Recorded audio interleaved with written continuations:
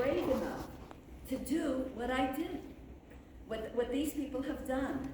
And there's a lovely looking young woman sitting next to me, mother of 10, by the way, which requires its own heroism, a highly skilled nurse.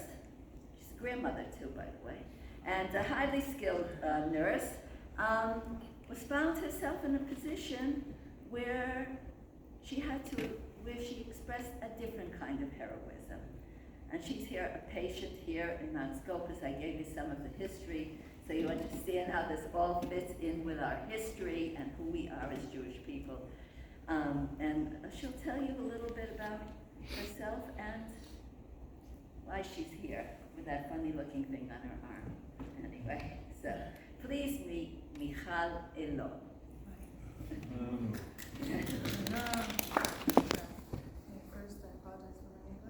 She speaks very softly though, so maybe we should get the mic. Yeah. I'll try speaking loudly. Microphone's better. Yeah, okay. Real mic. I think I just broke it.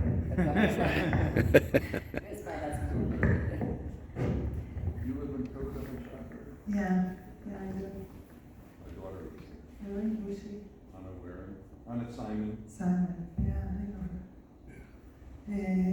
So my name is Michal Alon. I'm 44 years old. And I don't think I'm a hero, but I'll tell you my story.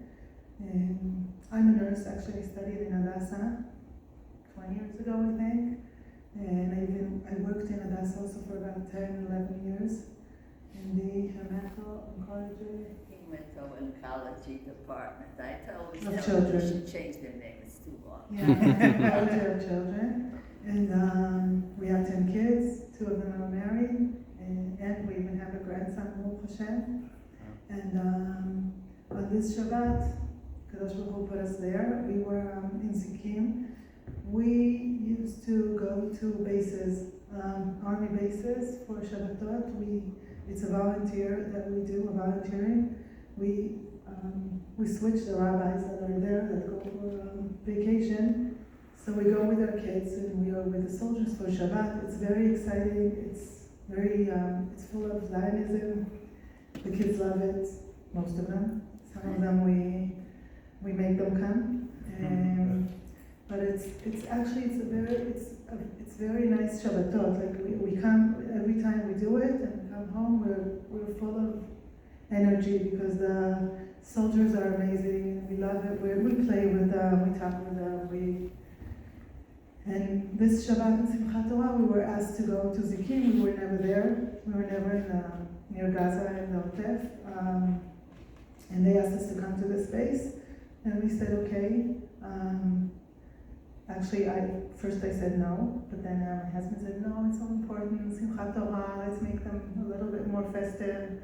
So we went with 8 kids, which is a lot because I told him it's a chag, so at least it will be family, all the family, and not just 5 kids or something like that. And we came. It was really a peaceful base. In the evening, we tried making a tefillah. There wasn't enough minyan, but it was very nice. And then we ate with them. The tzevet mitbach, the kitchen soldiers crew, really tried to make it very festive. They made a lot of food, and really not like other bases, I must say. And it was very festive. We sat next to the commanders. We talked to them. They played with my little kid. The kids who were with us were, the older one was 20 years old and the little one was 2 years old. One year and 10 months. And it was a very nice evening. My husband even spoke with the soldiers, everybody about Yom Kippur War, because it was 50 years for the Yom Kippur War. And then we went to sleep and we told them maybe we'll do a kafat. The next morning, we usually go with Coke and ice to give them in the watchtowers. And that's what we usually do. We went to sleep. And then in the morning, we usually sleep in places where the soldiers sleep, in bunk beds. There was like 12 bunk beds. And I woke up from a boom, I sleep very light. And I said, that's weird. No one's training on this Shabbat, or they didn't tell me they were training. And then about 5 minutes later, started Tzeva Adom, which is a siren that is happening there. Red alert it means. Red alert. And I didn't recognize it because I know it was a siren, but I never heard it before. It's very stressing. The Tzeva Adom, a woman says that it's more than a regular siren. And also we live in Kochav Shachar. We usually don't have sirens. We have other things, but we don't have sirens. And so I woke everybody up. I told them you have to get dressed. I don't know if we are in a place which is sheltered enough. And all the kids got dressed, and I asked my husband, what do you think? He said, I think we are in a place which it was like a very strong place, so we thought it is, but anyway, he tried catching the rabbi. He called the rabbi on Shabbat, and he answered him. He said, it's not a sheltered place, we have to go somewhere to the Migunit, to this place, but we didn't know where it is. And then about 10 minutes afterwards came a soldier, the soldier that accepted us to the base. Yoav, his name is. He remembered that we were there with all what happened. And he came fast. He told us, you have to come. We took all the soldiers to the Migunit. You have to come fast. You can't stay here. It's like an above ground shelter. I think that's the best way. You've seen the concrete shelters, and it's built above ground so that it's reinforced in case a rocket comes from above. That's yeah. And it has one side that is open. And there's a concrete wall that's far from the entrance. It's open. It's not with a door or something. But all the soldiers were there. We ran under the Tzeva Adom, and we heard bombing all the time coming. We heard them shoot it and then fall in Zikim. I must say Zikim is very, very close to Gaza, so we thought, even in the past when there were rockets, they didn't fall in Zikim, they went over Zikim. This time they knew they had to put the bombs in Zikim, the rockets to Zikim, so that we had a lot of bombing around us, but we ran with the kids to this Migunit, and we saw the soldiers there. They also woke up at 6:30, so they were with short pants and short sleeves, and they had their weapon, but they were like with pajamas. I think we even laughed that it's good that we're there and not in the girls' Migunit, because the pajamas and my husband, the rabbi, we thought everything would be okay. We really laughed. And we said, okay, an hour or two, and we're out of there. But then we saw slowly that they're calling all the commanders. They're telling them, we need you here now, fast. Take your weapon. And they went, and they didn't come back. Slowly we were left with only this Yoav, which is very cute soldier, but he's not a commander. He's one of the crew, but he's a Vasap. I don't even know what it is. Logistics manager. What? Logistics manager. Right. Logistics manager, right. So he tried to calm everybody down. He said everything's okay, don't worry, it happens. And then they said there's I heard it. Sorry, were you in in the Migunit, yeah. the door closed?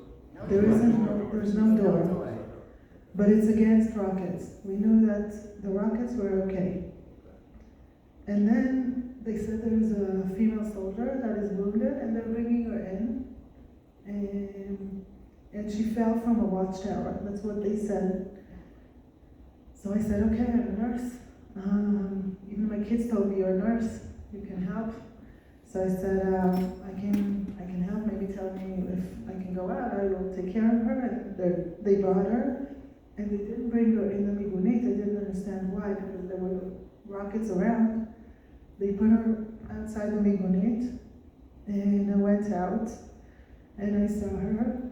She was, she had a very bad head injury. She had a bad head injury, and all her eye was out of the place. And she survived. She had a lot of blood on her face, and I asked her, Her name was Noah. I asked her, Noah, what happened? Did you fall? What's going on? She couldn't answer. She was she was restless. She told me, I have a big headache, my head is exploding, and I have to go to the bathroom. And she was restless all the time. I knew from my studying that you're not supposed to move someone with a head injury, but she was moving anyway. So I told the soldiers with me, let's take her to a room, like the room we slept, just a little bit smaller because it was a crew room. It was near the Migunit. Let's take her there, and I'll try calming her down. And I helped her to the bathroom, and she slept. It was very frightening for me because her one eye is closed and the other one is all out. You can't see if she's. Anyway, she did her bathroom. She really calmed down, and I kept cleaning her blood and trying to stop it. And then I went. I think she lost her conscience because she was really, really calm. And I turned around to take another towel with water, which I tried to clean. They didn't have anything there. And then I heard shooting really, really close. There were voices of shooting all the time, but this time it was really close. And I saw the soldier that was standing in the entrance of the room which I were in, falling inside the room. And he was shot in his head. Wait, sorry, this is the thanks.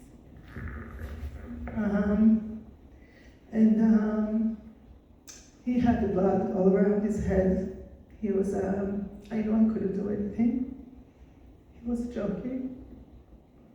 Sorry. And the soldier that was with me in the room asked me, can we help him? I said, we can't. I think he's gone. And then I told him we can't do anything with him. And I thought to myself, we didn't even speak, it was a matter of seconds. I thought, what should we do? Maybe I would hide under the bed. Maybe I should go out. I didn't know what to do. The soldier that was with me in the room took the hand of the body of the soldier and brought him inside because he was half outside, half inside. And then I saw another soldier that came to the entrance, and I was really happy that he came to help. But then when I looked at his uniform, it was different. It was a bit different. Something about the uniform was different, and when I took my head up to look at his face, he was older, and I thought he wasn't young as all the soldiers that were in the base. And then I understood. He looked at me in the eye, and he picked up his rifle and he shot me in my head, and in my chest, and in my stomach. And what I felt, especially with my hand, I felt it falling, and I know I was bleeding really hard. So I took my tpachat, and I did my head covering, and I did a tourniquet, and I said I have to go back to the Migunit, and I went back. And I felt close to the entrance of the Migunit because I didn't have force, but I was conscious. And then they told my husband, your wife is wounded, you can come get her. And he took me. I sat there on the floor, landing, bending. He didn't carry, I could walk. Bending on the Migunit on my back, and I was bleeding. I told my husband, listen, you have to push every bleeding that you see. The soldiers, they were amazing. They took off their shirts, and they gave it to him, and he pushed the blood was getting out, all the holes. And another soldier did another tourniquet, which was very strong. We were there, three wounded, with my kids and the soldiers. We One more soldier that was shot before the soldier that died in his leg, and he was lying down in the migunit also.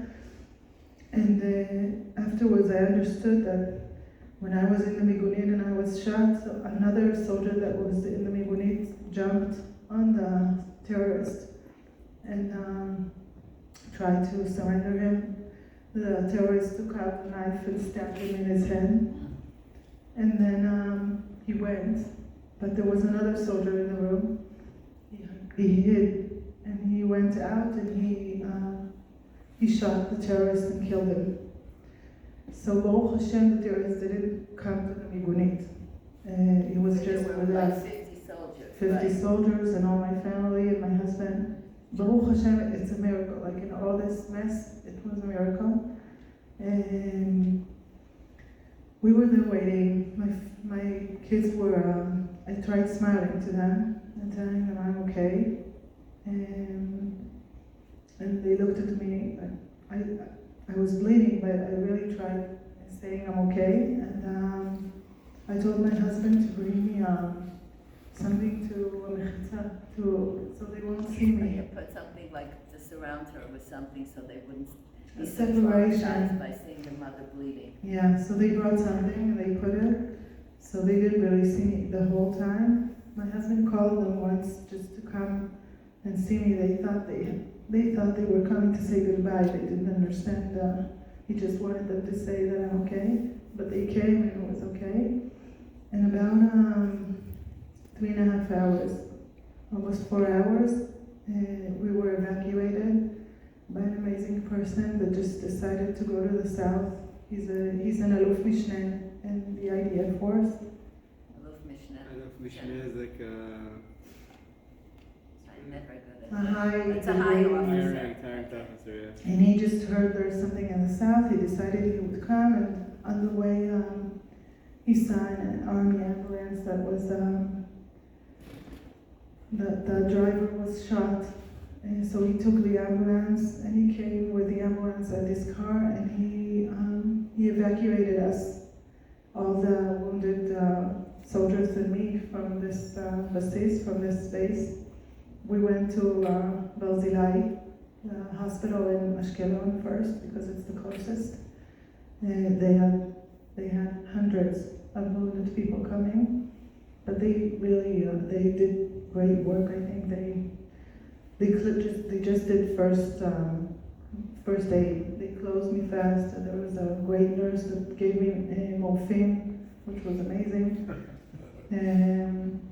Amazing that she thought about it.